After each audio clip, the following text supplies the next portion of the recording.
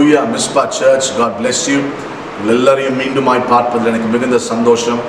நீங்கள் எல்லாரும் சுகமாக இருப்பீங்க அப்படின்னு நம்புகிறேன். கர்த்தர் உங்களை ஆசீர்வதிப்பாராக.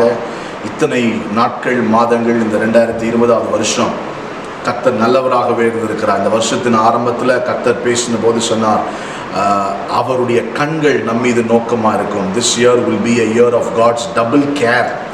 ஏன்னா நான் சில நாட்கள் அப்படியே இந்த சூழ்நிலைகள் போய்கொண்டிருப்போம். திடீர்னு அதை எனக்கு ஆவியான ஞாபகம் எடுத்து அந்த வசனத்தை நான் எடுத்து வாசிக்கும் போது என்னுடைய கண்கள், அதாவது ஆண்டவர் சொல்ல, என்னுடைய கண்கள் இந்த தேசத்தின் மீது, அதாவது இஸ்ரவேல் ஜனங்க கானானை சுதந்தரிக்க போறாங்க. இப்போ கர்த்தர் சொல்றார், இந்த தேசத்தின் மீது என்னுடைய கண்கள் வருஷத்தின் துவக்கம் முதல் முடிவு மட்டும் நோக்கமாக இருக்கும். ஸோ இந்த வருஷம் ஸ்டார்டிங்கில் மெடிடேட் பண்ணும்போது ஆண்டவர் சொன்ன ஒரு காரியம், I will watch over you. இன்னைக்கு வரைக்கும் உங்களாலையும் சொல்ல முடியும், நம்மளால சொல்ல முடியும், கர்த்தருடைய பார்வை, கர்த்தருடைய பாதுகாப்பு, கர்த்தருடைய அந்த கவரிங் இல்லைன்னா நமக்கு என்ன வேணா நடந்திருக்கலாம். So God is watching over you. அதனால தைரியமா இருங்க. கர்த்தருடைய பாதுகாப்பு நமக்கு இருக்கிறது. நம்முடைய போக்கிலும் வரத்திலும் கர்த்தர் நம்மோடு இருக்கிறார், நம்மை நடத்துகிறார். கடந்த சில நாட்களாக அதிகமாய் பரிசுத்த ஆவியானவரை குறித்து தியானித்து கொண்டிருக்கிறேன். பர்சனலாக நான் நிறைய ஹோலி ஸ்பிரிட்டோடு அவரோடு இருக்கிற அந்த ஒரு உறவில் அதை தியானித்து சில காரியங்களை ஆவியனை கற்றுக்கொண்டு இருக்கிறபடினால உங்களுக்கும் சில காரியங்களை நான் அதிலிருந்தே உங்களோடு கூட நான் பேச வாஞ்சிக்கிறேன். நமக்கு எல்லாருக்கும் தெரிந்த ஒரு சப்ஜெக்ட் தான், தெரிந்த ஒரு காரியம்தான். ஆனால் அதில் இருக்கிற சில காரியங்கள் நாம் கற்றுக்கொள்ள வேண்டிய, நம்முடைய வாழ்க்கையில் அதை அபியாசப்படுத்த வேண்டிய காரியங்கள். பரிசுத்த ஆவியானவர் ரொம்ப ரொம்ப முக்கியமான ஒருவர். அவர் வெறும் ஒரு ஆவி அப்படின்னு இல்லாமல் he is a person.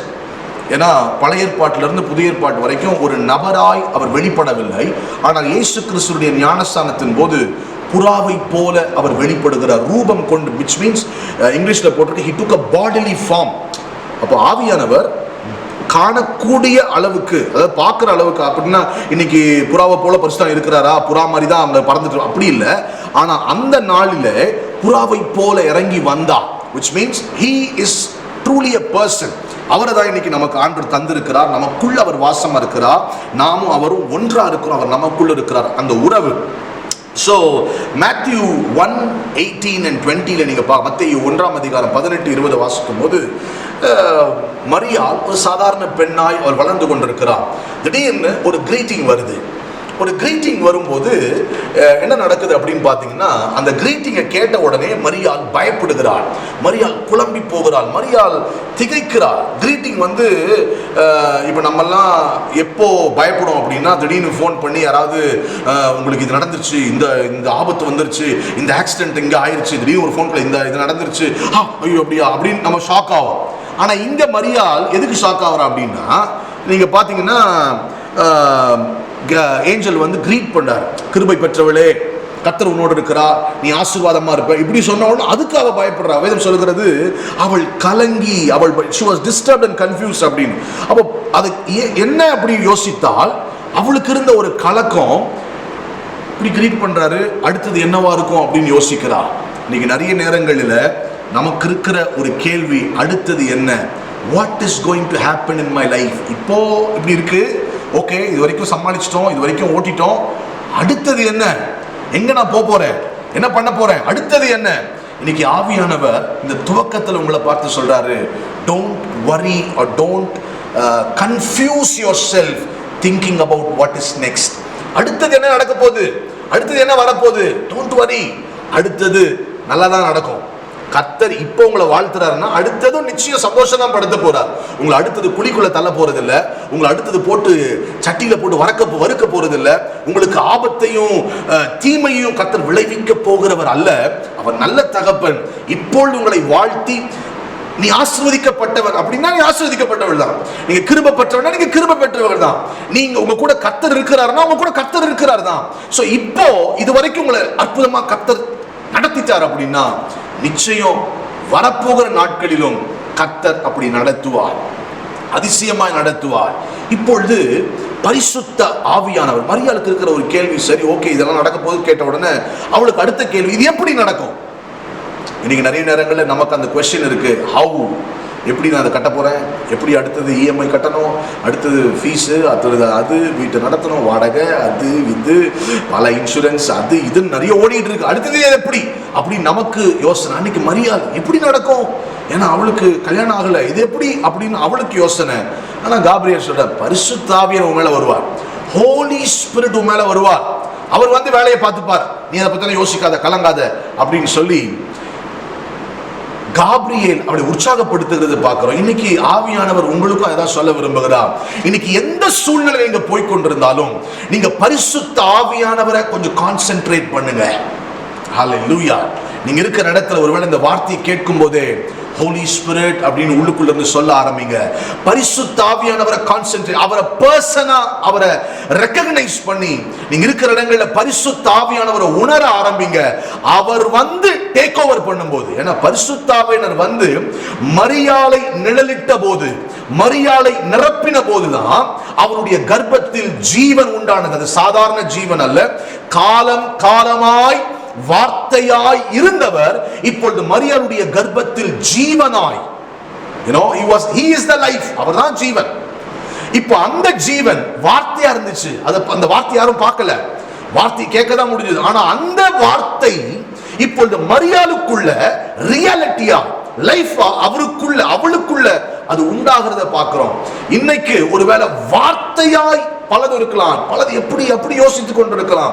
But when you allow Holy Spirit, நீங்க இருக்கிற இடங்கள்ல பரிசுத்த ஆவியானவரே என் சூழ்நிலை நீங்க பொறுப்பெடுங்க, என் சரீரத்தை நீங்க பொறுப்பெடுங்க, என்னுடைய கர்ப்பத்தை நீங்க பொறுப்பெடுங்க, என்னுடைய ஒவ்வொரு பாடி பார்ட்ஸை நீங்க பொறுப்பெடுங்க அப்படின்னு ஹோலி ஸ்பிரிட்டை நீங்க அலோவ் பண்ணும்போது, மரியாளுடைய கர்ப்பத்தில் எப்படி ஜீவன் உண்டானதோ, a womb is made to carry life.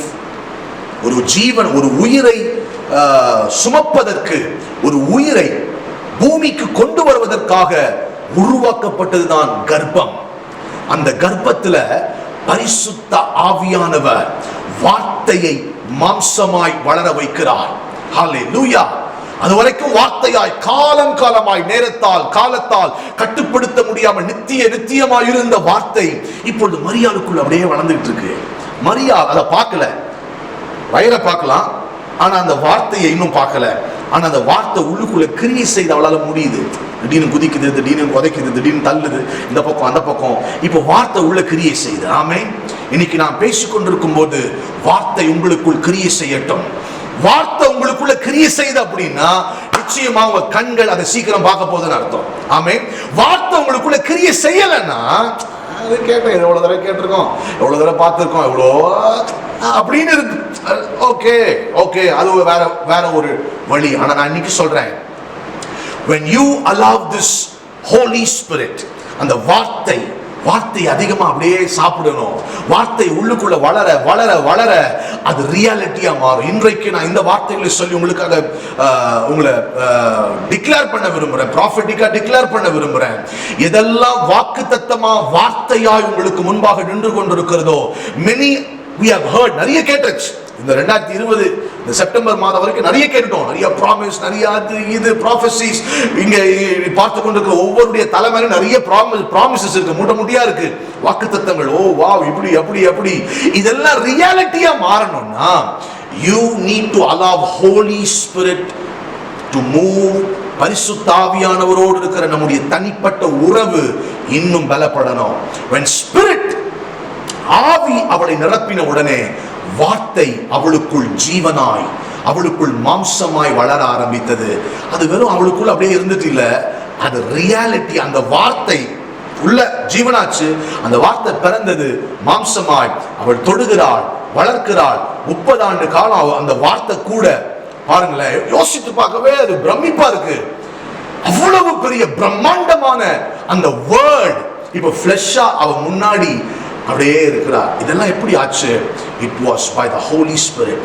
அவ கேட்ட உடனே பரிசுத்த ஆவியானவருக்கு தன்னை அர்ப்பணித்தாள், பரிசுத்த ஆவி நிரப்பினார். இன்றைக்கு நீங்க இருக்கிற இடங்களில் பரிசுத்த ஆவியானவருக்கு உங்களை அர்ப்பணிக்கும் போது, அவரோடு கூட இருக்கிற உறவுல நீங்க இன்னும் பலப்படும் போது, இன்னும் அவரை நேசிக்கும் போது, எப்படி ஒரு நபர், இப்போ நீங்க ரூம்ல இருக்கிறீங்க, உங்க அப்பா அம்மா திடீர்னு வராங்க, திடீர்னு இல்ல தூரத்துல இருந்து வராங்க, இல்ல உங்க ஃப்ரெண்ட்ஸ் வராங்க, நீங்க உட்காந்து மொபைல் பார்த்துக்கிட்டே இருக்கிறீங்க, அவங்களுக்கு ஒரு ஹாய் சொல்லல, ஒரு பாய் சொல்லல, வந்திருக்காங்க உட்காருங்கன்னு சொல்ல, தண்ணி கொடுக்கல, அவங்க போயிட்டாங்க, என்னடா நம்ம வந்திருக்கோம் கண்டிக்க. இப்படிதான் நிறைய நேரம் பரிசுத்தாண்ட பண்றோம்.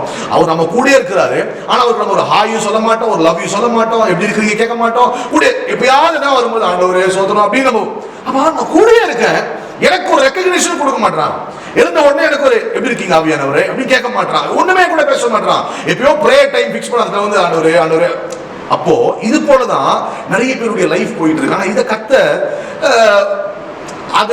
அது ஓகே, பட் ஆனா இன்னும் விரும்புறது என்ன அப்படின்னா, அவரோடு கூட இருக்கிற உறவுல தினமும் அவரை ரெக்கக்னைஸ் பண்ணி அவரை அனுமதிச்சு, Lord I love you, Holy Spirit I love you அப்படின்னு அந்த உறவுல நீங்க அப்படியே உங்களை விட்டு கொடுக்கும் போது, ஐ டெல் யூ, வார்த்தைகள் நிஜமாகும் நேரம் உங்களுக்கு முன்பாக இருக்கிறது. Word become reality, prophecies becoming reality, every promises becoming reality. உங்க கண்களுக்கு முன்பாக நிஜமாக போகிறது. எதெல்லாம் கேட்டீங்களோ அதெல்லாம் நீங்க பார்க்க போறீங்க. Let me declare this. இதை பார்த்து கொண்டிருக்கிற கேட்டுக்கொண்டிருக்கிற உங்களுடைய வாழ்க்கையில் வார்த்தை உங்களுக்குள் கிரியை செய்ய, பரிசுத்த ஆவியானோடு கூட உறவில் நீங்கள் பலப்பட அனுமதிக்கும் போது, எதெல்லாம் நீங்க இதுவரைக்கும் கேட்டீங்களோ இயேசுவின் நாமத்தில் மிஸ்பா சர்ச் அது உங்களுக்கு நிஜமாய் மாறுவதாக. Right now I declare every words become reality in your life. உங்க வாழ்க்கையில் அது நிஜமாய் உங்க கண்களை பார்க்க போறீங்க, தொட போறீங்க, அனுபவிக்க போறீங்க, சாட்சிகளாய் முழங்க போறீங்க. God bless you. கர்த்தர் தாமே உங்களை அபரிவிதமாய் ஆசீர்வதிப்பாராக. ஆமென்.